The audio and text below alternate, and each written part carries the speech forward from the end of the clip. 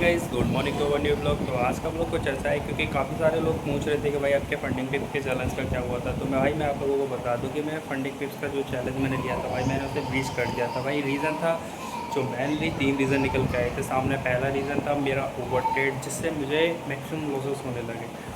2 या 3 बार मैंने over trade किया था जिसमें मुझे मैक्सिमम लॉस हुआ। बट मैंने एक चीज़ नोटिस करी कि मैं जब प्रॉफिट करता हूँ, डे क्लोज करता हूँ, then I will next day trade plan. ठीक है, मैं अगले दिन ट्रेड का प्लान करता हूँ। ठीक है, उसमें मेरे को कॉम्प्लिकेटेडली एक चीज़ समझ में आ गई है कि हाँ भाई, कि अगर आप ओवर ट्रेड नहीं करते तो भाई आप बचे रहो। पूरा गेम छोड़ दो, मैं कह रहा हूँ कुछ मत करो, बस ओवर ट्रेड समझ लो। ओवर ट्रेड एक छोड़ना है। दूसरा होता है डेली बाय।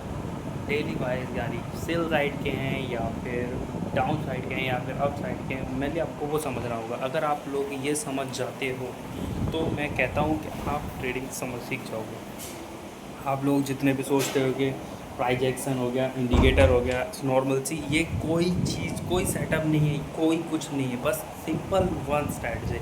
डेली वाइज पकड़ो, डाउन अप एंड गो। अगर ये आप ये चीज़ पकड़ लेते हो, मेनली मैं कहता हूँ कि ऐसा नहीं है कि ये चीज़ें काम नहीं करती हैं। मैं जितनी भी ट्रेड अगर आप लोगों को दिखा दूँ कि वो सारी ट्रेड इसी के बेसिस पे थी और इसी के बेसिस पे थी। मैं अगर इंडिकेटर और इनके चक्कर में रहता तो मैं अपना अकाउंट को $200 अप नहीं कर पाता था। रीज़न था उसमें भी, मेरा रीज़न था कि भाई मेरे को एक वन डे, और सबसे बड़ी चीज़, आप एक ही एसेट पकड़ो, ना कि गोल्ड भी ट्रेड करना है, बिटकॉइन भी ट्रेड करना है, इथेरियम भी ट्रेड करना है, क्रूड ऑयल भी ट्रेड करना है, नथिंग, कुछ नहीं करना है।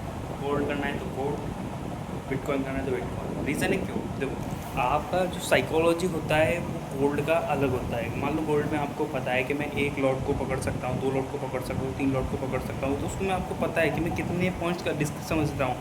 मतलब आपको उसका डेली मूवमेंट पता है, आपको उसका डेली मूवमेंट पता है कि हाँ भाई, ये कितना अप जा सकता है, कितना डाउन जा सकता है, आपको वो चीज़ पता है ना।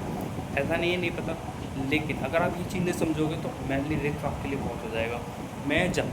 मैं जब तक बिटकॉइन ट्रेड कर रहा था, मैं बचा रहा। मैं पूरे 1 महीने तक बिटकॉइन ट्रेड किया, मैं किसी और एसेट पे नहीं घुसा। डेली गया, बिटकॉइन ट्रेड किया, डेली ओवर वीकेंड सब तरीके से होल्ड किया, मैं डेली किया। लेकिन जिस दिन मैंने गोल्ड ट्रेड कर लिया उसी दिन अकाउंट खत्म।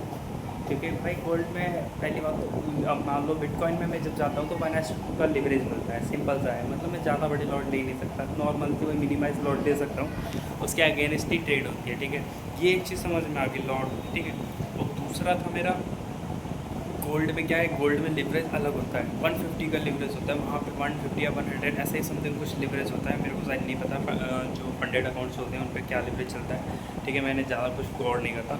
ठीक है, लेकिन वहाँ जो लिवरेज था, मैं कहूँ तो ये समझो कि हाँ, अगर आपका नॉलेज से, अगर आपको पता है कि डेली प्राइस किधर गए हैं, तो मैं कहता हूँ आप गोल्ड के साथ जा सकते हो। आप गोल्ड के साथ जाओ, एक ही दिन में अकाउंट पास, एक ही दिन में हो जाएगा गोल्ड पास। अगर लिंक, बट अगर आप गोल्ड पे नॉलेज नहीं रखते हो तो मैं कहता हूँ बिटकॉइन आओ ईजिली, क्योंकि ज़्यादा बड़े मूवमेंट इतनी जल्दी पकड़ता नहीं है और देता भी है, छोटे मोटे मूवमेंट देता है।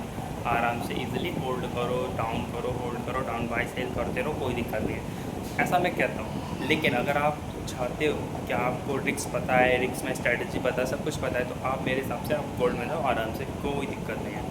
तो आई होप मेरी ये नॉलेज रही होगी। अब मैं सेकंड अकाउंट परचेज़ करूँगा। देखो मैं कब तक सेकेंड अकाउंट परचेज़ करता हूँ, लेकिन इस बार वो गलती नहीं होगी। वो खासकर trading general is more than important. पहले, सबसे पहले ट्रेड प्लान करने से पहले भी आपको बस चार्ट, आपको एक बार अपने पे डे 1 या डे 2 जो भी आपका ट्रेडिंग डे है, आप उस पर डे डालो कि हाँ आज मुझे कौन सा एसेट ट्रेड करना है, आज मुझे कितना स्टॉप लॉस लेना है, आज मुझे कितना क्या करना है, वो सब चीज़ उसमें, और किस बेसिस पे आपकी ट्रेड लेनी है। ऐसा नहीं है किस बेसिस पे ट्रेड लेनी है। अगर ऑर्डर ब्लॉक की ट्रेड हुई तो केवल ऑर्डर ब्लॉक, उस दिन केवल ऑर्डर ब्लॉक चलेगा, और कोई सेटअप नहीं ऑर्डर ब्लॉक का सेटअप मिल रहा, कैंसिल हो, डे है ही नहीं है फिर आपका।